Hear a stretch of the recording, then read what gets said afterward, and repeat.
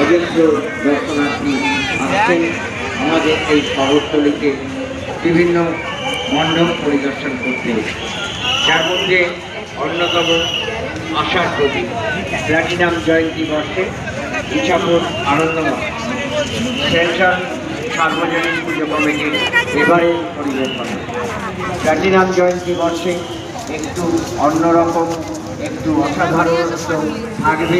এটা স্বাভাবিক ছিল, কিন্তু সেটা রাষ্ট্রপতি পুরস্কার প্রাপ্ত শিল্পী গৌরাঙ্গ কৈলার হাত ধরে যে এমন পর্যায়ে পৌঁছবে সেখানে মানুষের মানসিকতা শুধুমাত্র একবার অন্তত এবারে